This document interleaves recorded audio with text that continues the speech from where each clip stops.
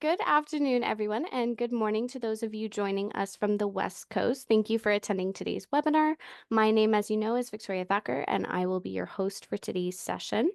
This webinar is brought to you by the Chartered Governance Institute of Canada, the only global qualifying organization in Canada where you can become a chartered governance professional. For further information about our programs, webinars, or events coming up, I invite you to visit our website at www.cgiofcanada.ca. Before we begin the presentation, just like normal, please note that everyone has been muted. But if you have any questions, please feel free to use the Q&A function or note them in the chat, and I will be happy to flag them for our speaker.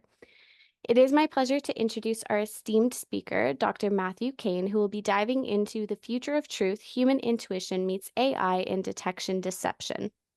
Undeterred by challenges, Dr. Kane pursued higher education, earning a master's in psychology with a specialization in deception detection, followed by a Ph.D. in 2018, where his research focused on deception detection training.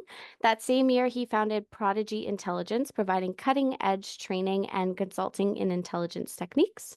And when the COVID-19 pandemic reshaped industries, Prodigy Intelligence pivoted with the rest of the world into artificial intelligence, leading to the development of their groundbreaking deception detection AI Coyote. Today, Dr. King continues to lead Prodigy Intelligence's expansion while remaining deeply engaged with the Vancouver community. So please join me, everyone, in welcoming Dr. Matthew Kane. Thank you so much. I'm just going to share my screen and then I'll start the presentation as well, and then we'll get going. So you can see my screen all right just before. Thank you so much. So who I am, a little bit more of a background. I also served for 10 years in the military, as was kind of mentioned. Most of that, just about 9 years, was in military intelligence, lots of time overseas. My last job was commanding an intelligence section looking at roadside bombs and stopping roadside bombs in Afghanistan. And that was my first foray into AI, where I did a lot of the data science for an AI that was developed to predict where IEDs were going to be tomorrow. Uh, Politics got in the way of deploying that as we wanted to see fit. And that, with a couple other reasons, led to me leaving the military and coming to the private sector. So what we're going to look at today is an overview of deception detection, the role of psychology and technology in identifying deception, and a brief comparison of human intuition versus AI capabilities. So at the core of it, there's three aspects where we look at from a broad view for what is where deception comes from. And there's no single aspect of deception. A lot of people call this the Pinocchio's nose. There's no Pinocchio's nose. There's no one thing that says, oh, this person's lying. And I'll start off with kind of saying the biggest misconception that's been created by Hollywood is that people look down to the left when they're lying. That is completely untrue. There's no research to support that. In fact, the research says people maintain eye contact for longer than is culturally normative for them. So for us here in North America, eye contact tends to be maintained between 3 and 8 seconds before it's broken briefly and then re-engaged while someone's having a conversation. So for us, it's maintaining eye contact longer than that. That tends to be an indicator of deception. But again, there's no one indicator of deception. That could mean many things, that one aspect. But when you put them together, that's when you start becoming more aware that there is indicators or there's deception that is likely in this. So really what we're looking for is patterns, behavioral, not and paraverbal, which is like speech rate, tonality, aspects like that, which is almost impossible, in my opinion, for a human to detect. You need a computer system to do that. And then language patterns. So saying, inconsistencies, evasion, linguistic patterns, those aspects. And within our AI, we look at 28 different linguistic patterns for that. For paraverbal, so like speech rate, pauses, tonality, we look at those three. And then nonverbal, we look at, oh my goodness, it's another 11 or 14. I can't remember off the top of my head, and I apologize for that. Aspects of nonverbal um, that are uh, indicators of deception. So at the same time, there's no single indicator of truth as well. We have to look at all these aspects as a collection. So I like to say reading, body language or deception or trying to identify deception is a lot like speaking any other language.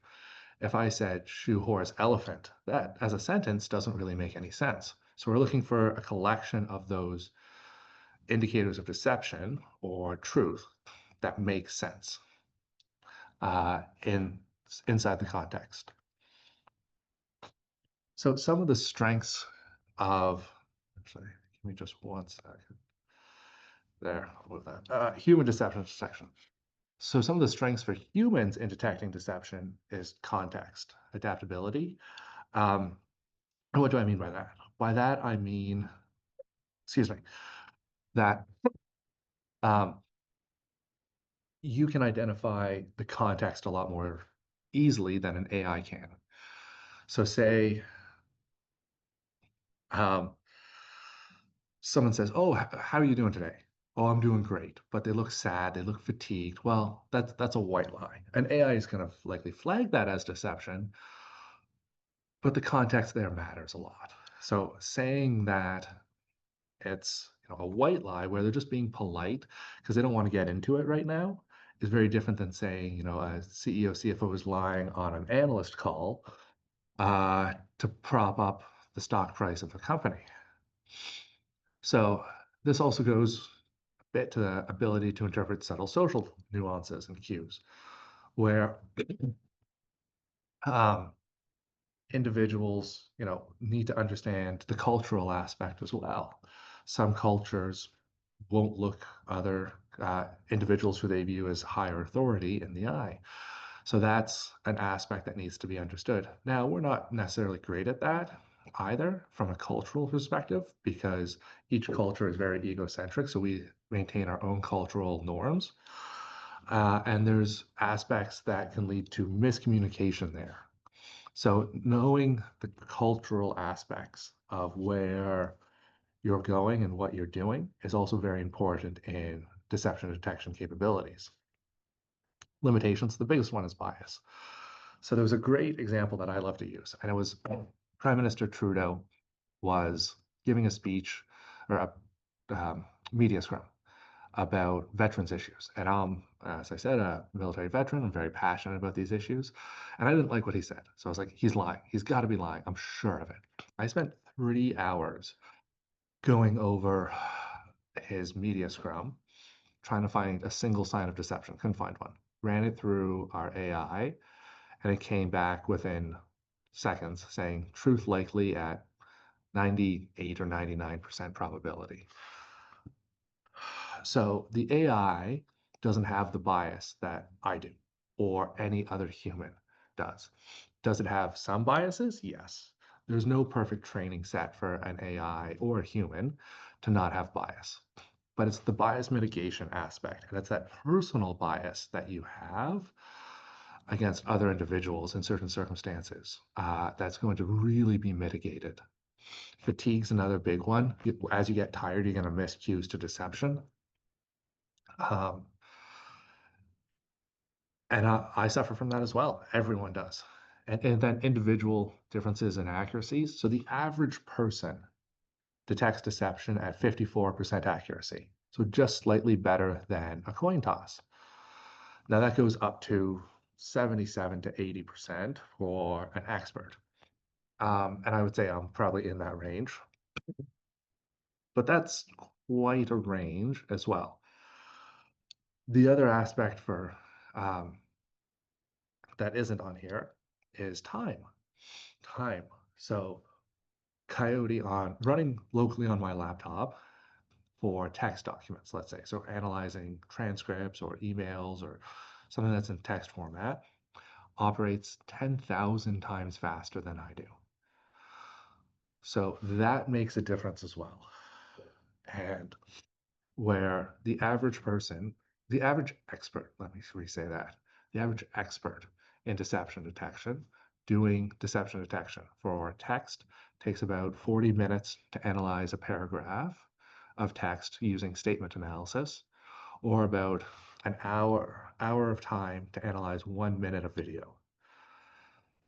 Coyote does this, and other AI tools that are out there does this exponentially faster. And that's an aspect where we need to think as well. So getting that information to you in a timely fashion is so important because it can take so long to analyze for deception because there's so many aspects that you have to look at. And then there's susceptibility to misinformation and overconfidence. So misinformation, I think, is fairly well understood. But the overconfidence is, look at that aspect I said about biases for myself. I was so confident Prime Minister Trudeau was lying that I spent 30 hours of my time trying to find out where he was lying specifically. And I couldn't do that. So that my overconfidence was mitigated by an AI tool in the end, but it took me 3 hours of time before I ran it through the AI tool as well. So, and that's a huge aspect in my mind. Yeah.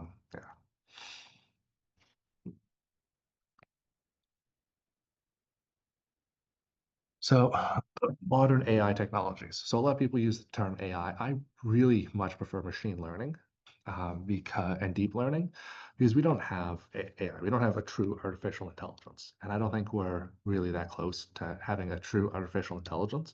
And that's something that can think like a human. AI tools in and of themselves have been around since the late 50s. The first one was showcased and developed at MIT in the late 50s. And it was just a very simplistic tool, but and the last 2 years, things have advanced so much in this field. It's absolutely amazing. But again, it's machine learning. And what that means is that it's really looking for patterns or for like LLMs and other aspects. It's trying to predict what the next instance, whether that be word, syllabi, no, not syllabus.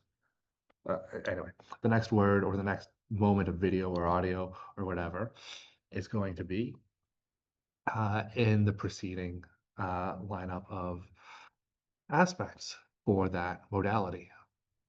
So the other aspect that modern machine learning tools can do is that they can analyze multimodal data. That means text, audio, and video. So we can upload a video, let's say, to Coyote. It'll do a transcript of what everyone says. It'll take the waves of each speaker, break those apart, and then the video, so the body language. It analyzes those independently. Then it goes into what's called a concentration layer. And from there, you get a final output based on analysis from each of those three modalities. Um, yes, so that's within each of those three, you have aspects of natural language processing for text, voice stress analysis, which is another tool for deception detection, but it only looks at stress of a voice, so a single aspect. So again, I don't like voice stress analysis or vocal stress analysis, depending on who you're talking to, because it's only looking at one aspect, and there is no, Pinocchio's nose. So those are other aspects or other tools that are used. So how AI works, strengths, it's scalable and consistent. You can run an instance of whatever through Coyote or other tools such as Lear Systems or RJI, and you should get the same result every single time. It's also scalable. Whereas me as an expert, I can only do so much at a single point. AI tools can be deployed to hundreds of thousands or tens of millions of people across the board. Excuse me. Again, its ability to analyze large amounts of data quickly is astronomical. We got asked to do a assessment for a government department to look for deception in certain files. And we determined it would take that entire government department to 1 year of analyzing these documents. And they're not experts either. So, or it would take Coyote. It was 7.5 or 7.75 days to analyze it all. So think of that difference where going through something like this, where like just that scale, where you can't take an entire government department and put them on one case, one instance of something. There's so much going on, but then you have this just running in the background for 8 days, and you get it done, which to me just is absolutely amazing. And it detects patterns invisible to the human eye or that we haven't discovered yet. One of the great aspects that I found with this is um, so the theory behind why we lie, or not why we lie, how we lie, and why that creates indicators of deception in our verbal, paraverbal, and nonverbal communication is basically around the amygdala, which is the emotional control center of the brain. And uh, we haven't completely disproven that, but there's some groups that shouldn't show indicators of deception that Coyote picks up on. And when we go back and manually code those instances, we see the same, though slightly more subtle, indicators of deception that we would see in a neurotypical individual. So it's picking up on patterns that the human eye and lots of experts in the field have never picked up on. So limitations for how AIs in this field work um, dependent on high quality labeled data. That means we have to train the AI and say, this is a lie, this is the truth. And there's two ways to train a an AI right now. There's theory informed or a black box. Theory informed is saying, this is a lie, here's why it's a lie. Here's these instances of verbal, paraverbal, and nonverbal communication that are deceptive. And then black box is saying, this is a lie. You go figure out what patterns you see that indicate that this is a lie. Um, so with the advent of transformers, which is something that Google made public uh, in 20, I want to say 20, but I could be wrong there. Um, the black box aspect has actually become more efficient at training AI tools or machine learning tools than theory informed has because it's better able to pick up and recognize those patterns that are invisible to the human eye that we haven't even figured out yet. And then there's aspects, another strength that has come out recently is that explainable AI. So you have aspects where the AI can tell you why it made this decision. So it's saying we found these indicators of deception, these indicators of truth, and that led the AI to have an overall probability of X towards deception or truth. Then you can go back and say, oh, here's these indicators of deception. Here's what we're seeing, and make a decision off that as well. Um, Limitation, difficulty understanding context or cultural nuances. In general, most of the AI tools that I know of, let me rephrase that, all of the AI tools that I know of for deception detection are trained as general models. They're not trained on culture specific, except actually, no, none of them. So there's that aspect as well. Um, there's cultural and subcultural nuances that individuals are going to display that you may not understand, or that the AI may not understand. Lastly, there's the ethical concerns and risk of misuse. This is a big one for us, where we're very concerned about how our AI is used and how these aspects are, or how deception is determined with this. Oh, Um, During contract with government and corporations. Mark, that's a great question. So I'm just going to read it out to everyone. Can this system be used in real time during contract negotiations by government or corporations, i.e., union negotiations, to provide feedback on statements being made by negotiating parties in conversations? Yes. So there's depends on how you're using it. Let me rephrase that. So if you use the web-based version, then yes. And there's about a half-second delay after the statement has been finalized before you get a result. If you're using it locally on, say, a laptop, yes, but only for audio.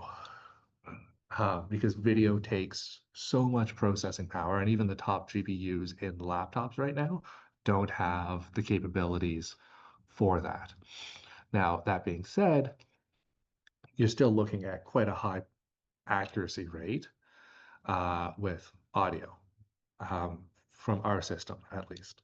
So to answer that a little bit more in depth, our system, Coyote, has an 80% accuracy rate for text, an 85 for audio, and a 92% accuracy rate for video. So you're losing some accuracy rate when you go to a live analysis off a local machine, but being able to have those results in the moment, I think, is worth the the the loss of accuracy.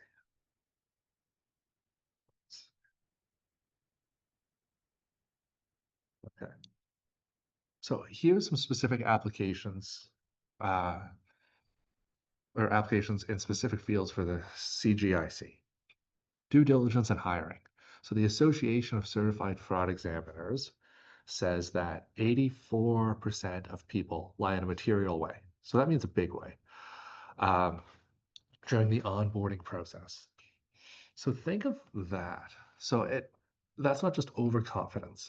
That is me saying, I have this skill set that I know I don't have. So imagine being able to detect that during the hiring process. Now, the higher up the ladder you go, the more important, in my view, that is. This because as you include, say, a marketing director.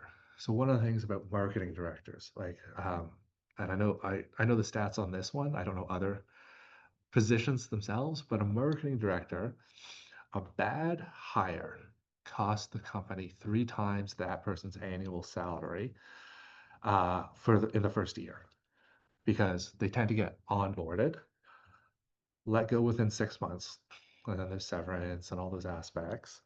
Um, but then they have to rehire, and then there's lost profitability because of that.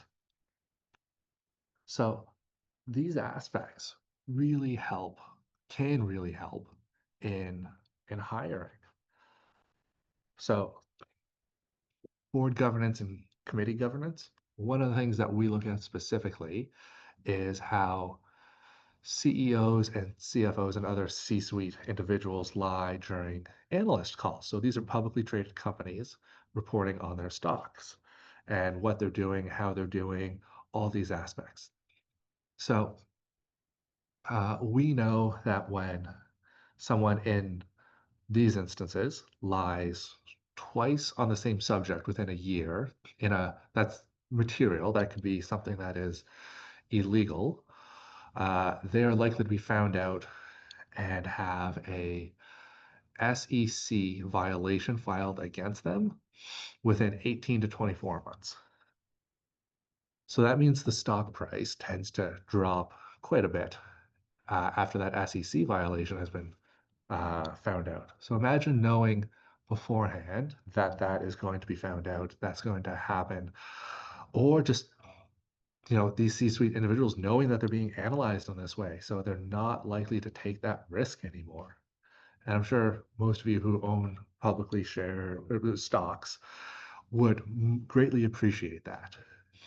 fraud detection and prevention, identifying deceptive communication in financial reports, internal investigations, compliance, insider threat investigations, all these aspects. Um, so that's a key aspect for all of this as well. Okay. Supplier and partner verification. So, are you going to deliver on time? Are you trustworthy? Um, during due diligence and contract negotiations, Mark, I believe it was, saying contractor or union negotiations. This is a great example of that. AGM integrity, I kind of talked about that. But whistleblower protection, does this person have an actual issue as well? Or are they being malicious? And then verifying that credibility of the whistleblower is so important. Let me go back a step as well, because I said, the accuracy rate is 80 for text, 85 for video, 92 for audio. But if you ask the same question, let's say 4 different ways, even just for text, so 4 different ways, and you get truthful, and you get 4 slightly different responses each time, and you get truthful for all of those, the probability that there's all of those are false positives goes down to less than 1%. So knowing how to question in these instances as well, and repeating the questions in different ways and getting slightly different variations is really going to affirm where you are and what the person is saying is truthful. And I think that's so important, especially for whistleblower protection uh, in the day and age we live in, where there's so many, instances of deep fakes and all these aspects. Um, yeah, ethics and corporate culture audits. Um, Analyzing corporate or employee interviews or how somebody um, is believes in the company or how they're being treated by superiors or any aspect like that. I think that's huge. And I think that's something that people are afraid of with retaliatory aspects. So if you can go through those and say, this person said they are being treated great, blah, blah, blah, but that consistently comes up as deceptive. Well, then that they're not being treated great, that their boss is an issue. Now, there could be individual personality differences there, but say there's 4, 5, 6, 7 individuals who all come out this way. Isn't that important to know that you have a toxic leader in that role? And because that's going to affect your organization's culture, your ability to perform accurately or profitably. So save time by using the right tools. Uh, One of the things I want to say is, don't use a calculator as a hammer. If you grab a calculator and start banging on a nail, it's not going to work very well. So take the time, whether that's, with deception detection tools or any other tools that are, largely in the AI space, I'll say. I won't get into other types of tools, but find the tool that works best for you, that you have a good relationship with, or can build a good relationship with. And I don't mean that as an interpersonal aspect. I just mean you can learn how to use it properly without much time sink into that. And then uh, find the tool that is accurate and gets the job done for you. You don't want a lot of hallucinations. You don't want a lot of these other aspects. So sometimes that's a more expensive tool. Sometimes that's an open source tool. It all depends. But finding the right tool for you and across all the AI aspects. Yes, I'm happy to provide link. The website is prodigyintel.com. Um, yeah. So, but I'll pass this on, and I'll pass on the whole presentation as well, and that can be sent out to everyone. And I'll include an aspect with the link and a QR code if you want to book a time to chat with me afterwards. Um, oh,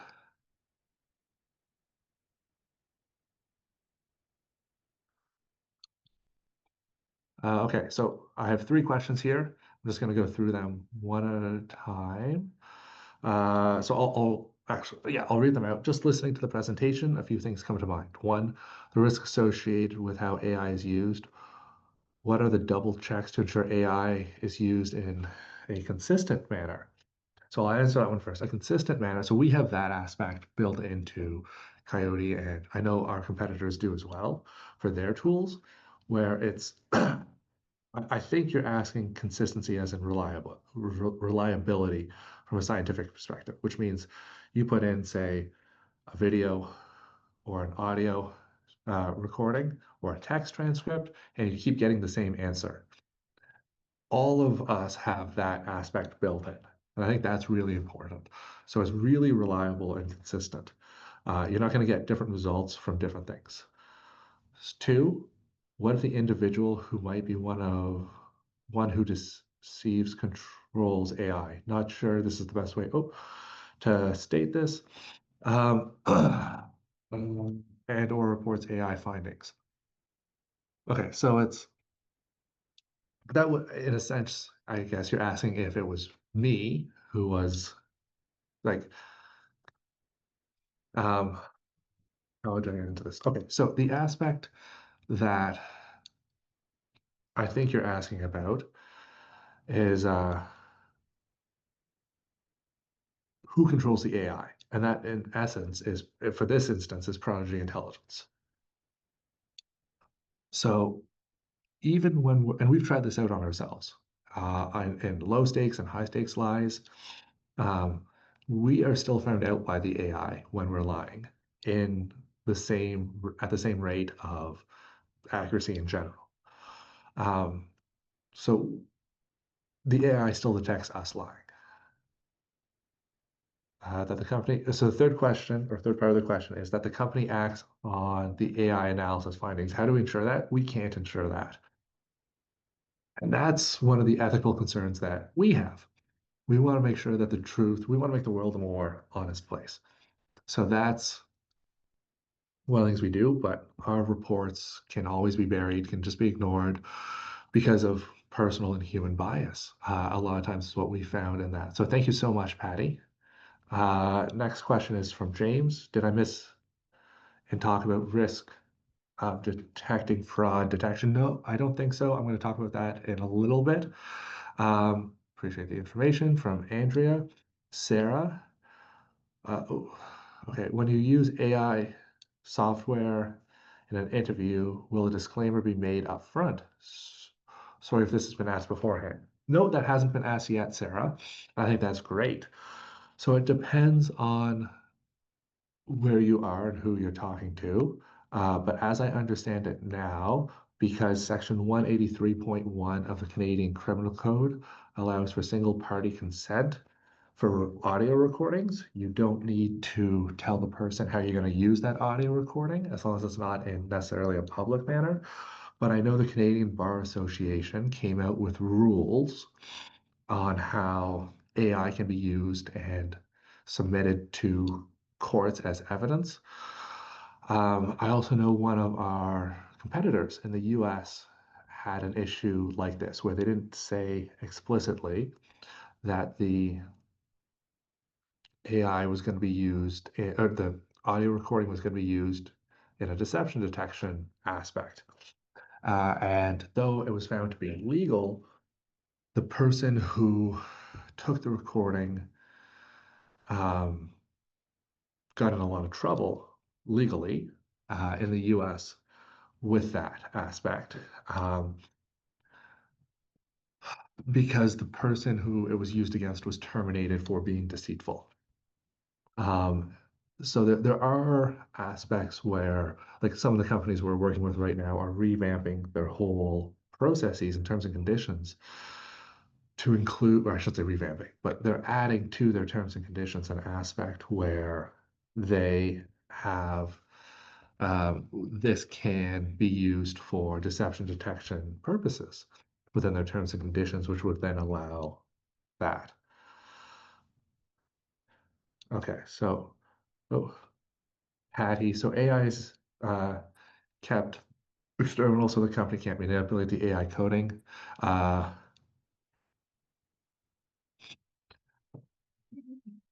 yes, so you're essentially right. So it's, well, um, without getting into a big technical aspect, the oversimplification, Patty, there is yes. Um, for AI is kept external, so a user can't manipulate the AI coding. Okay, so back to my comment response consistency. I was commenting that AI is used in a pick and choose situation. Oh, I see. Let's say a manager at whatever level is trying to catch a person in a lie in order to gather grounds for dismissal, as one example. That's a great example, Patty, and thank you for this. Um, that is, yes, that is one of the ethical concerns that we have. And we've had to kind of come to terms with we can't force a company to or a organization or a user to use this only when in all instances because they're only going to use it when they find it relevant, which is problematic. Um, but so are so many other technologies. You know, we can go from cars to the internet. There's always going to be malicious users of technology. Um, yes. Side question from Patty. How do unions feel about the use of AI? Um, that really depends on which AI tool you're talking about, and which union you're talking about. There's so many variables there that I'm not sure I can really answer that one. The last aspect I'll touch on here is just so many ethical some concerns from Patty, and I agree. There really are, and it's quite hard. Oh, okay. So case studies and real world examples. So I touched on the Prime Minister Trudeau on a veteran issue and AI exposing his being my bias. Success stories. There was a divorce case that we got hired to assist with, and it was over a large sum of jewelry and uh, gold, essentially. And what happened is that one side was saying this was a gift to us. The other side was saying, no, this wasn't. My family was just storing this here. And we're talking about 7 figures worth of material. So it was quite important. Anyway, we ran the written affidavit through, and the aspect where they said, no, this is just my family stored this here, um, was came out as highly likely deceptive. They got pushed on that during the deposition and admitted that they, quote, made a mistake and that it was actually a gift from the family. Um, so limitations, so future directions. Okay, sorry. So I didn't talk too much about detecting fraud, and I'm going to talk just for a minute about detecting fraud while we're here. So one of the things that we've trained Coyote to do is to look at fraud as well. So because fraud is a type of lie, whether that's you're looking at um, in-person fraud or online fraud, like there's different ways to commit fraud. We've trained when someone's communicating, when one person is communicating to another person, we've trained Coyote to recognize that type of fraud as a form of deception. So it looks for those, oh, I don't know, but it looks at those, a subset of those verbal, paraverbal, and nonverbal cues that are specifically associated with fraud. Um, and then, yeah, if anyone's interested, when this gets sent out, book a meeting with me, and I'd be happy to talk to you more about detecting fraud in and of itself specifically. So limitations and ethical considerations. So balancing accuracy with ethical responsibilities. One of the models we created, because we've created well over 100 at this point, and only three are publicly available, but one had an accuracy rate of 96%. And it was overall, it had an accuracy rate of 96%. And it was really, really, really good at spotting lies, but not nearly as good at spotting deception or spotting the truth. I mean, and so we chose not to implement that one, and we chose instead to implement a more balanced model where the accuracies were quite close. Oops, sorry. I want to go back. But I just saw some questions. So let me okay. Can detection be made between an error and a lie? Yes. So, that's a great question, Irving. Thank you for that. So, there's a great example of this. We were collecting some data, looking at videos, all this stuff. And something that was marked, we went to a variety of organizations that have, like truthometers and stuff like that to see. And this kind of got us going down a different path because we're like, oh, there's issues with these because of human bias. But one of them was saying that President Trump lied during his first administration when he was at CIA headquarters about how many times he'd been on the cover of Time magazine. And he said, I've been on the cover of Time magazine 11 or 12 times. While in fact, it had been 10 times. So it came out when we ran it as highly likely truthful because that's an error. It's not a purposeful lie. He's not trying to be deceitful. Other aspects where we know he was deceitful came out as deceitful. So there's those aspects.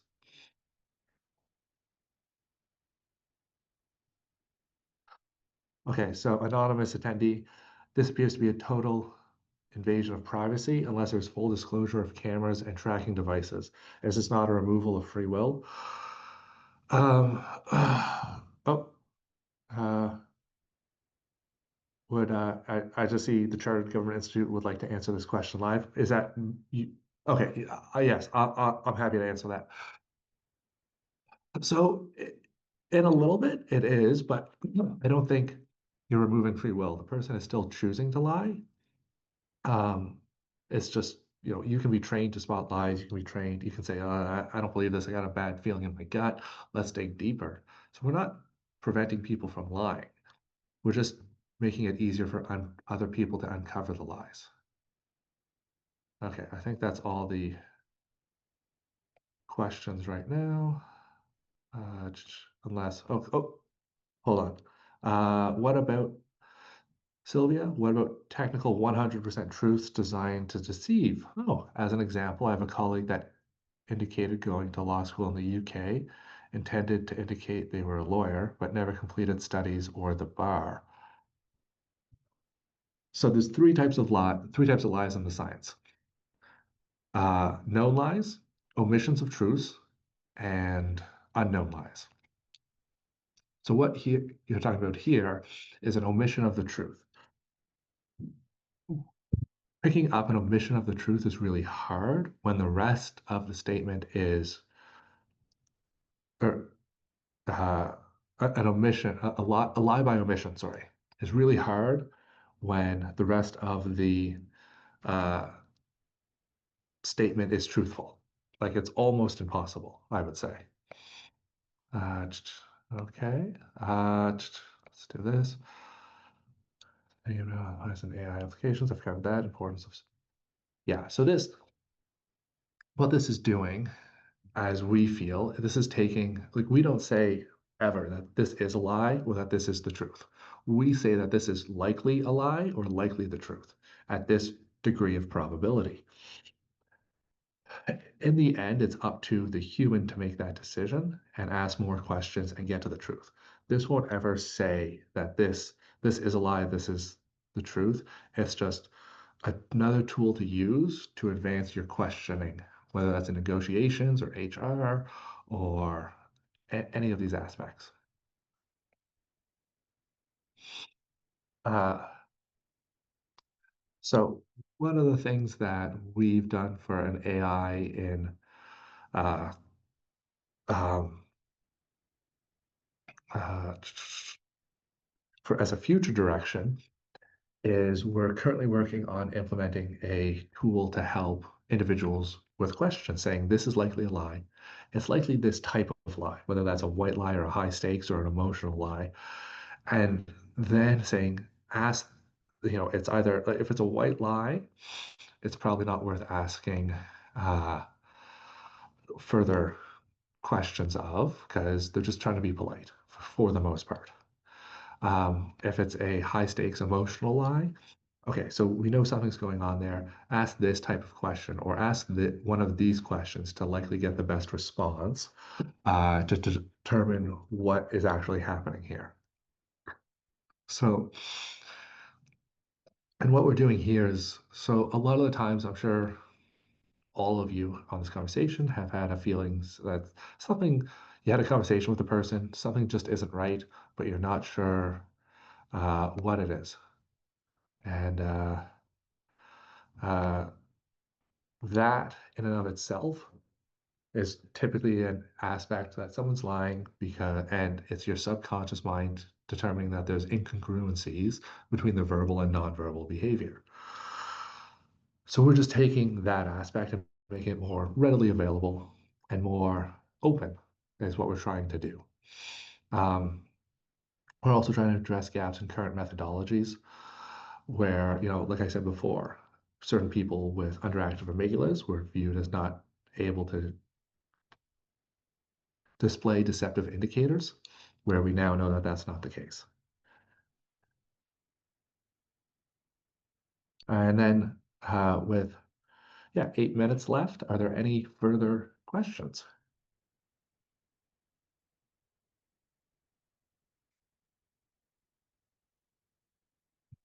So I'm going to put,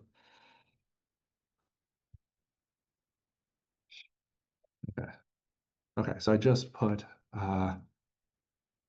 uh, the website in the Q&A section. And then, yeah. Okay.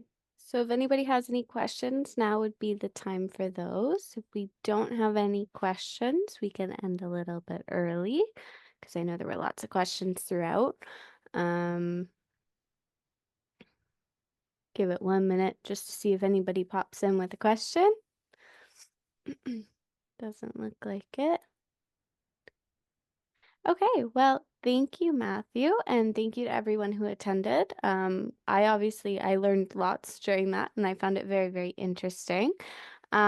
As mentioned earlier in the webinar, I look forward to seeing you all at the next CPD session, the Quebec branch sponsored webinar on Nonflict, the Art of Everyday Peacemaking with Jonathan Moyle on June 18th at 1 o'clock p.m. Eastern. You can find more information about this on our website, on the CJC website. The national office also invites you to complete our feedback survey because it always helps us to identify other topics that you're interested in, as well as provide us feedback on the CPD sessions we're providing. The webinar has been recorded and presentation slides will also be available within 1 week on our YouTube channel and website. Yeah, so have a wonderful week, everyone.